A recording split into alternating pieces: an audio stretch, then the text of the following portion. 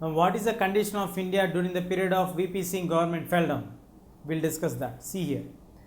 The economic liberalization was the forced thing which Indians are made to accept. So, what is the major thing that forced the Indians to accept all these things? See here. In 1991, the VP Singh government fell down as soon as they arrest Mr. L.K. Advani. The BJP government, the BJP party has withdrawn the support to the existing, the coalition politics. Then it was forced to go for the elections. These unexpected elections had made the country's economy to fell down immediately.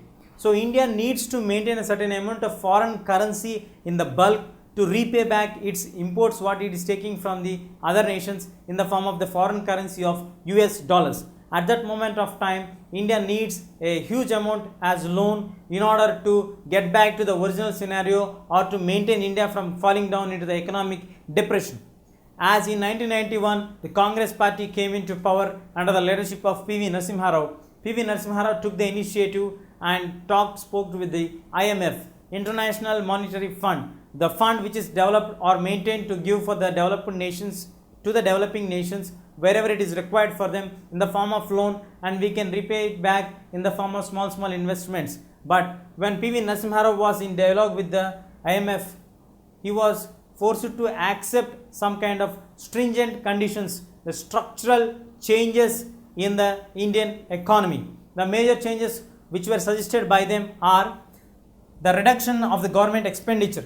The government expenditure should be reduced at any cost. The public policies or the subsidies given on the health, education, medical facilities also to be reduced, and it should be maintained at very low cost. Reducing restrictions on foreign goods. Any foreign national goods should not be restricted at any point of time and should be allowed freely to encourage in competition with the Indian goods. And also opening many markets open for like banking, airlines or mobile banking or net or any other products whatever is required to the private competitors, and does not have to maintain only monopolies like in the telephone industry.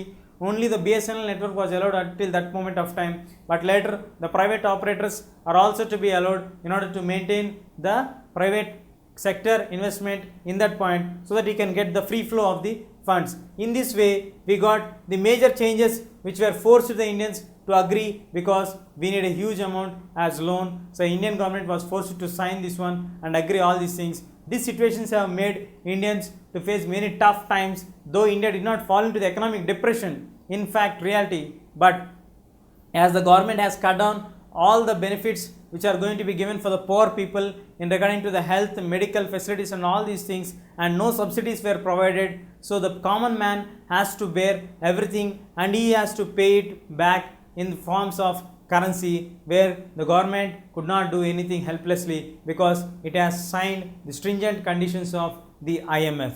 In this way, the Indian government was forced to accept the liberalization policy by the IMF at the moment of time when we need a huge amount of loan. Coming to the Indian political scenario, the politics has been corrupted by the caste system, then coming to the religious issues, then coming to the coalition politics, then coming to the OBC reservations.